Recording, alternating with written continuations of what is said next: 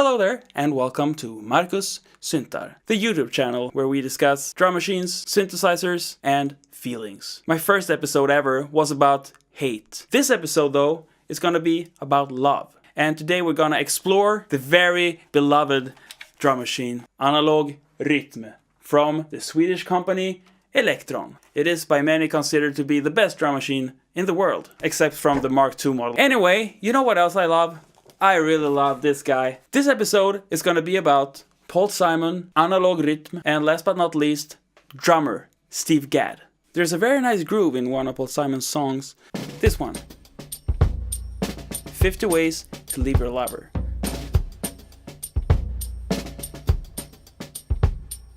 It's played by Steve Gadd. And what I'm gonna be doing today is I'm gonna transfer this great beat to my Analog Rytm. I'm not gonna sample it or anything. I'm gonna program it with analog sounds. I'm gonna try and mimic the timing and the groove of Steve Gadd, and I'm gonna try and make something new out of this. My final plan is to make a new song based on this classic beat. Okay, so look at this.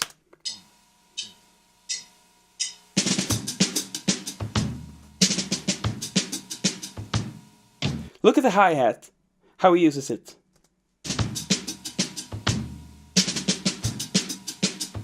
What he's doing for this particular rhythm is he's using 3 different kinds of strokes. He's closing the hi-hat, he's hitting the hi-hat, and he's hitting the snare drum.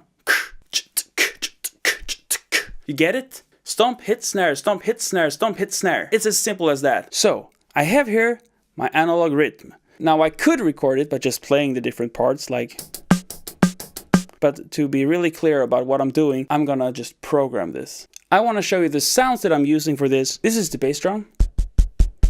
Pretty bassy with a little white noise to make it sound a little bit more like a natural attack bass drum like on Steve Gadd's kit. The snare I decided to go for is this.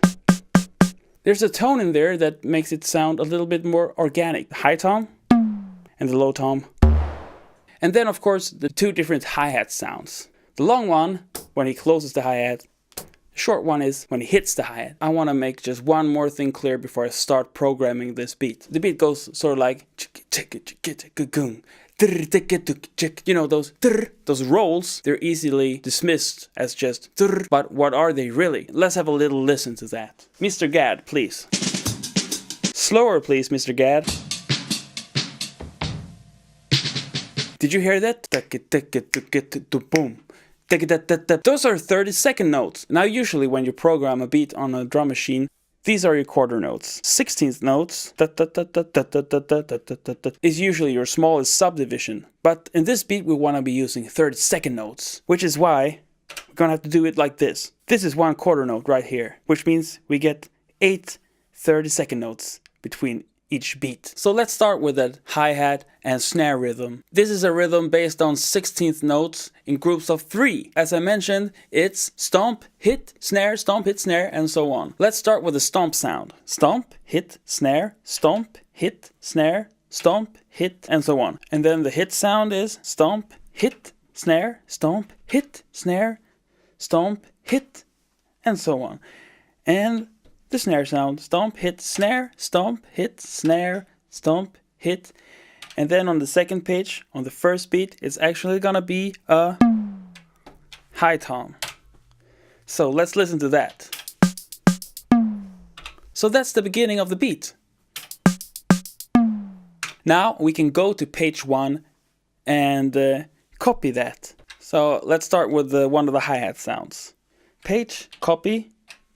Go to page 3 and paste it. And let's do the same thing with the other 2 tracks. And now it sounds like... Boom. A few things missing, right? Let's fix that. So let's do that snare roll. As I mentioned, it's based on 30-second notes, but where does it start? Well, it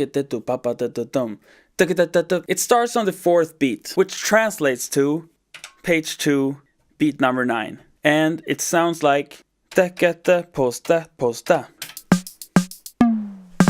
So we got almost everything now, except for the bass drum and the backbeat tambourine. And there's also a little bit missing in the part that we're making right now. Let's listen again.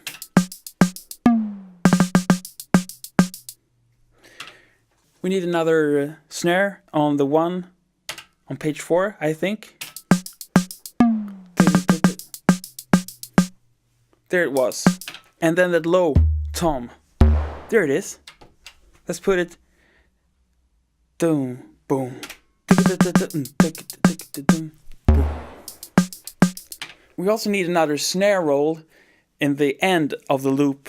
I'm on page 4 now, and the very last thing that happens is gonna be 4 30-second notes on the snare. Let's listen to it from the beginning.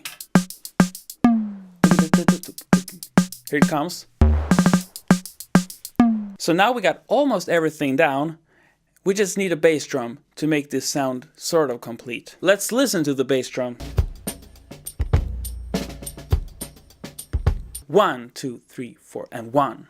Boom, 2, 3, 4, boom, boom, boom, boom, boom. We got everything down now except for that backbeat tambourine, but who cares about that really? Now that we got everything down, I want to make it more alive. I'm gonna take a look at those drum rolls on the snare drum. You know those 30-second notes. And when you play a roll on the drums, you come from high above and then you make.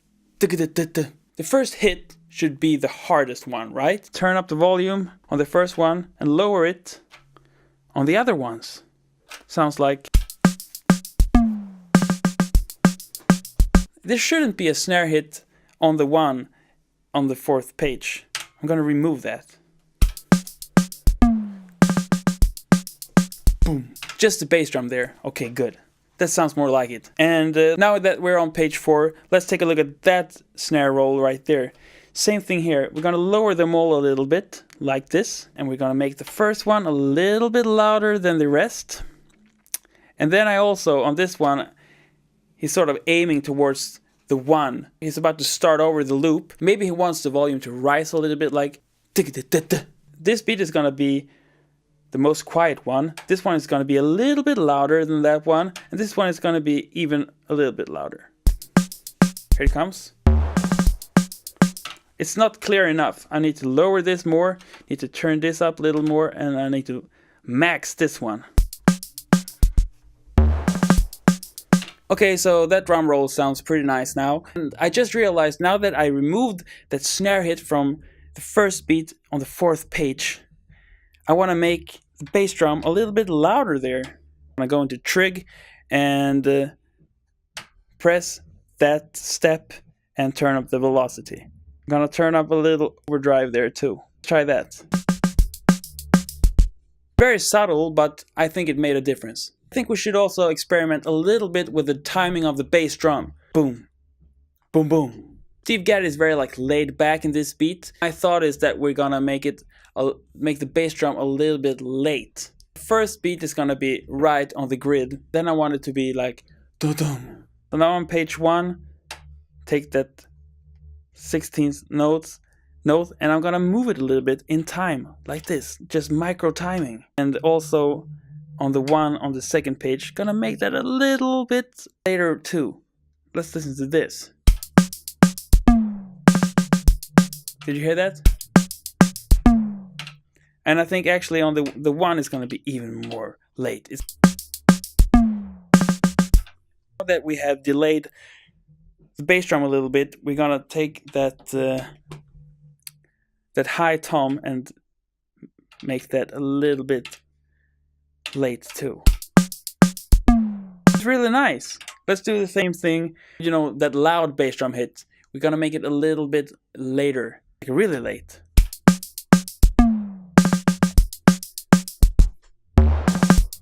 We get like a heavier groove this way. Let's also change that last low tom. Make that one a little bit later too. And this is how you make more of a laid back beat. And it sounds more alive too.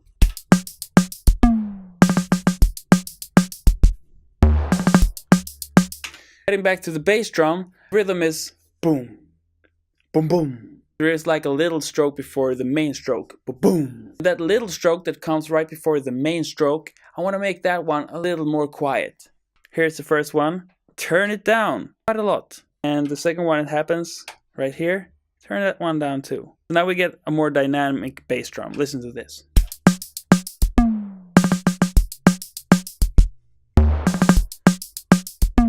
I'm also gonna delay this hit more. I want it to be really late. Kinda cool. So now we have a beat that sounds, in terms of timing, sort of like a real drummer played it, but with electronic sounds. However, these electronic sounds are analog, which makes them feel sort of organic and like cozy and warm and real. Okay, so I came up with a little idea. See, I realized something about Steve Gadd when I was analyzing this beat. He never really smiles. So I decided to make a song about that. This is what I came up with so far. That's the beat. I'm sorry, Mr. Gadd, if I messed with your beat. I know you won't be mad, 'cause I bet you are sweet. You're such a groovy guy.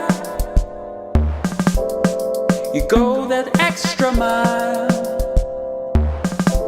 Yeah, I really dig your style.